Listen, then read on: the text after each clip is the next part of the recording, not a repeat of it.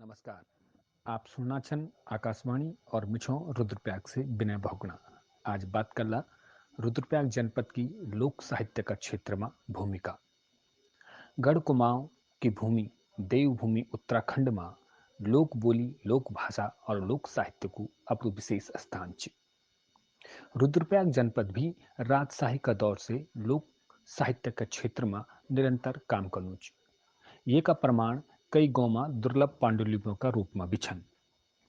वर्ष 1919 में साहित्यकार विशालमणि शर्मन गुप्तकाशी का नारायण कोटी में गढ़वाल को पहलू प्रकाशन कार्यालय खोली छ, जबकि रविग्राम का श्री धानंद जमलोकी जिन काव्य संग्रह अश्रुमाला को रचना करी छे और यह रचना गढ़वाली मेघदूत का रूप में भी अपनी पहचान रख दी। इस पुस्तक में पहाड़ की नारी का जीवन को संघर्ष बताई। 16वीं-17वीं सदी में अलकनंदा और मंदाकिनी घाटी में लोक साहित्य का क्षेत्र में बहुत काम हुई। ये का प्रत्यक्ष उदाहरण श्री बद्रीनाथ धाम की आरती छी, जो अगस्तमुनि ब्लॉक का शिवपुरी गांव का बर्तवाल परिवारों का यक मिली।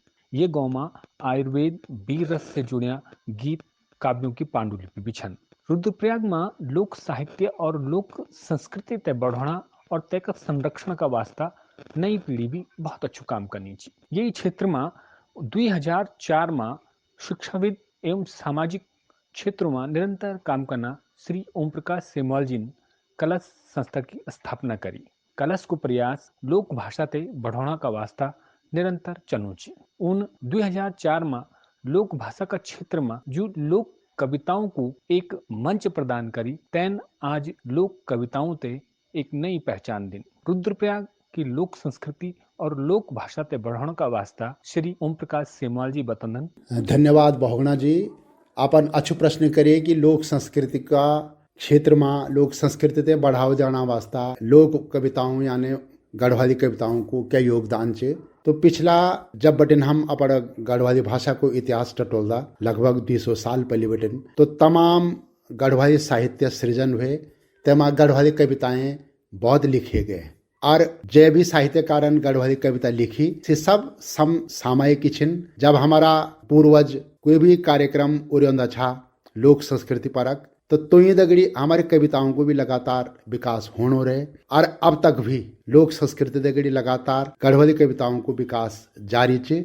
और गढ़वाली कविता यन बोले सकें कि हमारा लोक संस्कृति ते बढ़ावा देने में बहुत महत्वपूर्ण भूमिका निभानी चाहिए। बहुत सारा जो हमारा पूर्वज कवि का रूप में छा, तोन भी लोक संस्कृति जो हमारी विरासत छे से विरासत जो गद्य में छे, तोन कविताओं का माध्यम से पद्य में भी परोसी और नई पीढ़ी का कुछ लोग भी ये काम करना छन कि बड़ी लोक संस्कृति ते कविताओं का माध्यम से अग्ने लेनो प्रयास करना है। रुद्रप्रयाग जनपद की अगर लोक संस्कृति का क्षेत्र में काम की बात करें तो इतिहास में तेका कई प्रमाण छन। आजादी के बाद भारत चीन युद्ध पर साहित्यकार श्रीधरानंद जमलोकिन वर्ष 1964 में गढ़वाली में द्विंदी डिम डिम पुस्तिका की रचना कर छे। ये पुस्तिका की तत्कालीन प्रधानमंत्री इंदिरा गांधी ने भी प्रशंसा कर छे। वर्ष 1967 में मनोहर सती द्वारा गढ़ गीतिका गोपी गीत और पंत भ्रांत की रचना करी छे। तौन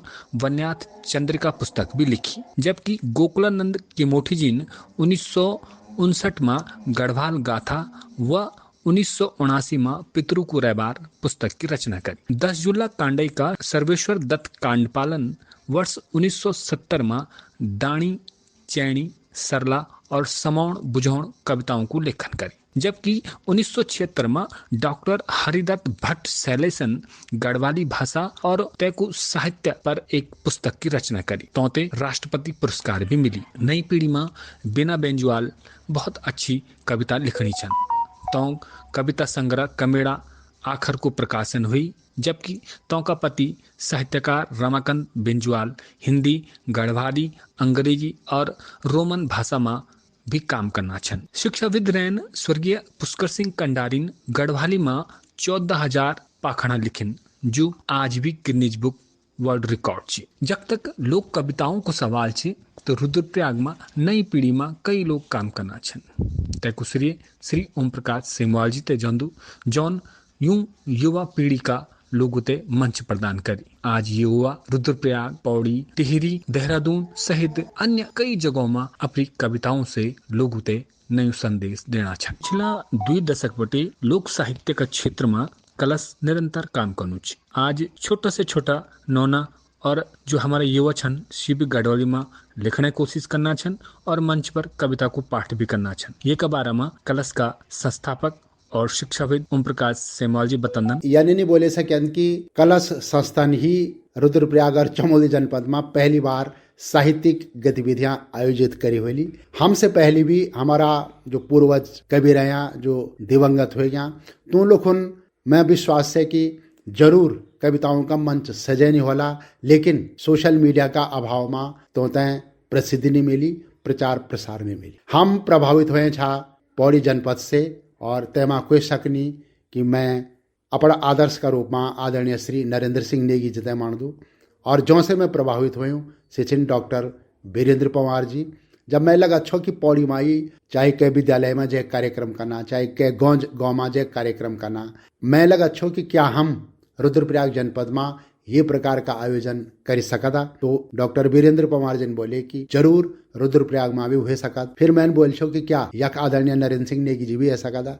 तो उन बोल छो आप जब भी आमंत्रित कर ला तो आदरणीय नरेंद्र सिंह नेगी जी जरूर ओला। और वे भी है नीचे 20 साल पहले जब हम 23 मई 2004 तय राजकेंद्र कॉलेज चोपतमा कलश को पहलू कवि सम्मेलन कर छो आदरणीय नरेंद्र सिंह नेगी जी, दिवंगत बी मोहन नेगी जी, दिवंगत सर्वेश्वर दत्त कांडपाल जी और तमाम ये जनपद का और पौड़ी जनपद का वरिष्ठ साहित्यकार उपस्थित था। ये से पहले भी हमारा जनपद में चाहे आदरणीय श्री पदम सिंह गुसाई जी तुंगा नेतृत्व में या आदरणीय पुष्कर सिंह कंडारी जी तुंगा नेतृत्व में साहित्यिक गतिविधि होने रही है। सो अनवरत अभी तक एक कार्यक्रम का रूप में जारी है और कलश को भी ये माँ एक योगदान यो मने सकें कि पुराना पीढ़ी दगड़ी अब बहुत सारा नई पीढ़ी का लिखवार भी कविता लिखना छन, गद्य लिखना छन और गढ़वाली में साहित्य सृजन करना छन। 2004 में कलशन गढ़वाली कविताओं ते मंच देणु को जो बीज रोपी छो सो आज एक बट वृक्ष का रूप में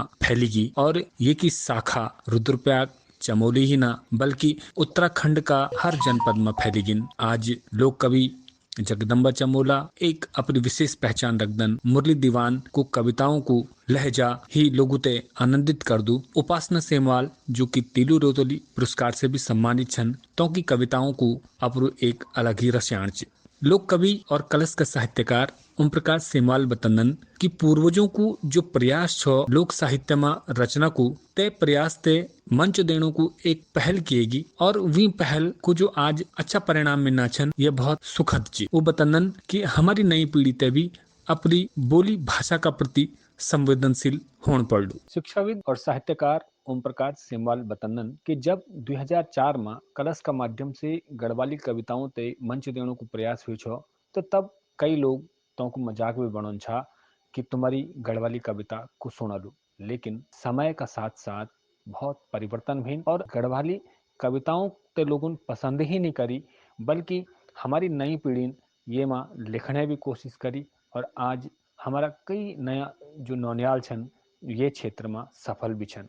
आज बड़ी खुशी चे कि हमारी जो शिक्षा नीति चे 2020 तेमा भी अपनी लोक बोली और लोक भाषा ते स्थान देने को प्रयास करियो चे और एक बाना डाइट में जो कि जिला शिक्षा और प्रशिक्षण संस्थान छन तक पाठ्यक्रम तैयार होना चे और वो पाठ्यक्रम जब हमारी किताबों में आलू तो हमारी जो नई पीढ़ी चे हमारी जो आने वाली पीढ़ी होली स्या गढ़वाली और कुमाऊनी बोली भाषा ते लिखना का साथ साथ तेमा पढ़ना और बुन भी अच्छु सीख लिए। और सबसे बड़ी बात चे कि हम अपनी जड़ों से जुड़े रहा जो देवभूमि उत्तराखंड को मानच सम्मानच जो बनो रहलू। रुद्रप्रयाग की लोक संस्कृति यात्रा में आज बस इथी। अगली बार एक और पहल पर बातचीत होगी।